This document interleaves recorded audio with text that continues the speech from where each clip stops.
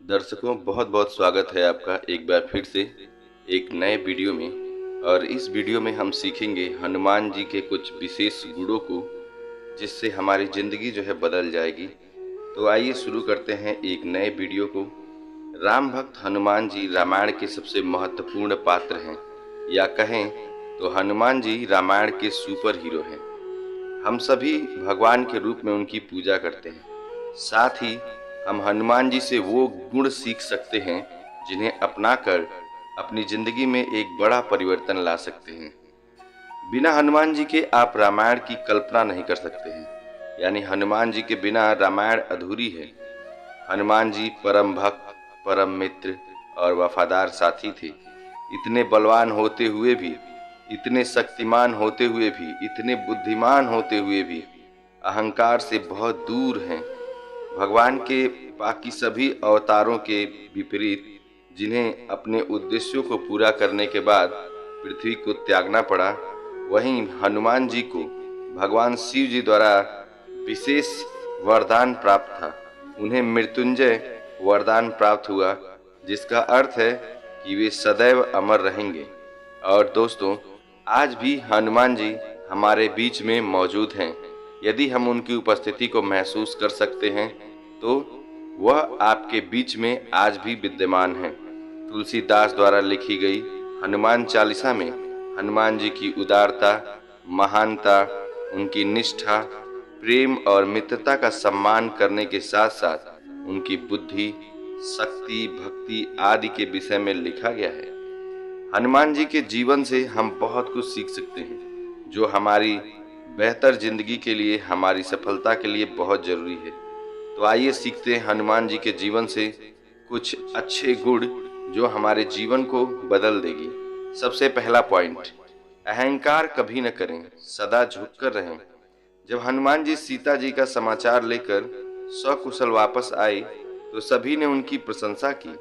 हनुमान जी चाहते तो अपनी शक्ति और पराक्रम का बखान कर सकते थे, पर उन्होंने ऐसा नहीं किया और अपना सारा श्रेय भगवान श्री राम के आशीर्वाद को दिया।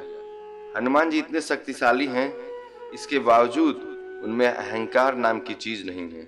वे बहुत ही विनम्र और अपने भगवान के प्रति, उनके भगवान श्री राम के प्रति समर्पित हैं। एक मजबूत शरीर के साथ ऊंचा मनोबल, धन धान्य से पूर्ण होने पर भी हमेशा विनम्रता एक महत्वपूर्ण गुण है, एक बेहतर गुण है। तो इसे हमें जरूर अपनाना चाहिए। हनुमान जी के इस गुण को यदि हम सीख सकते हैं तो अपनी जिंदगी सफल जरूर बना सकते हैं। दूसरा पॉइंट है अच्छे काम का अच्छा नतीजा। हम जो कुछ भी करते हैं, जैसा भी करते हैं, किसी न किसी रूप में हमारे पास वापस आ जाता है। जब देवराज इंद्र ने हनुमान जी पर वज्र से प्रहार किया था, तब हनुमान जी अचेत हो गए थे। हनुमान जी को गहरी चोट आई थी। उस समय उनकी अच्छाई और उनके द्वारा किया गया कार्य काम आए और सभी देवी देवता उन्हें आशीर्वाद देने आए। सभी से उन्हें वरदान में शक्तियां और आशीर्वाद मिलते हैं। इसी प्रकार हम सभी को निस्वार्थ भाव से अच्छे कर्म करने चाहिए, दूसरों की मदद करनी चाहिए। आप जैसे कर्म करेंगे उसके परिणाम भी वैसे ही मिलेंगे। जीवन में अच्छे कर्म करो तो आपके साथ अच्छा ही होता है। अगला पॉइंट है निर्भयता, यानी निडरता।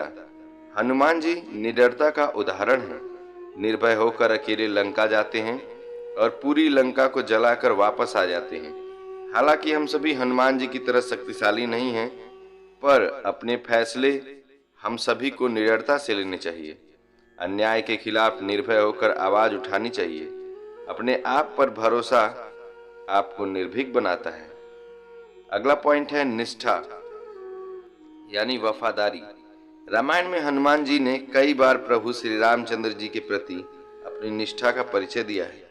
सुग्रीव और बाली के आपसी संघर्ष के वक्त प्रभु श्री राम को बाली के वध के लिए राजी करना, क्योंकि सुग्रीव ही प्रभु श्री राम की मदद कर सकते थे। इस तरह हनुमान जी ने सुग्रीव और प्रभु श्री राम दोनों के कार्यों को अपने बुद्धि और चतुराई से सुगम बना दिया।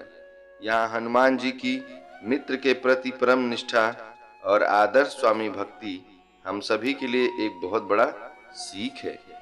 कर्तव्य परायणता, हमें कर्तव्य परायण होना चाहिए। हनुमान जी को भी जो भी कार्य सौंपा गया था उसे उन्होंने हर हाल में पूर्ण किया। अपने कर्तव्य को निभाने के प्रति उन्होंने कभी नकारात्मक सोच का प्रयोग नहीं किया, जैसे मैं नहीं करूंगा, मैं नहीं कर पाऊंगा, मैं नहीं समझ पा रहा हूं इसलिए मैं नहीं कर सकता हूं, या मैं नहीं कर पाऊंगा। जिस वक्त लक्ष्मण रणभूमि में मूर्छित हो गए थे, उनके प्राणों की रक्षा के लिए हनुमान जी को संजीवनी बूटी लाने का काम सौंपा गया और हनुमान जी पूरा पहाड़ उठा लाए, क्योंकि वे संजीवनी बूटी नहीं पहचानते थे। हनुमान जी की कर्तव्य निष्ठा से हम सीख सकते हैं कि मनुष्य को अपनी जिम्मेदारी के प्रति शंका स्वरूप नहीं वरन समाधान स्वरूप होना चाहिए। बिना स्वार्थ कर्म करना। जब से हनुमान जी ने प्रभु श्री राम को अपना गुरु मान लिया, अपना स्वामी मान लिया, तब से लेकर लंका पहुंचाने और अयोध्या आने तक हनुमान जी बिना किसी स्वार्थ भाव से हर काम को करते रहे।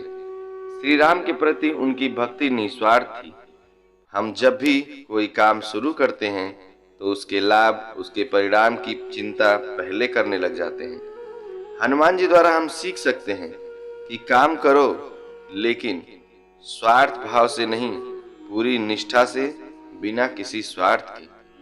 भावनाओं को काबू में रखना हनुमान जी का एक विशेष गुण यह भी है। जब हनुमान जी अकेले लंका पहुंच गए और पूरी लंका को जलाए, तो क्या सीता जी को अपने साथ नहीं ला सकते थे? बिल्कुल ला सकते थे, पर हनुमान जी ने ऐसा नहीं किया।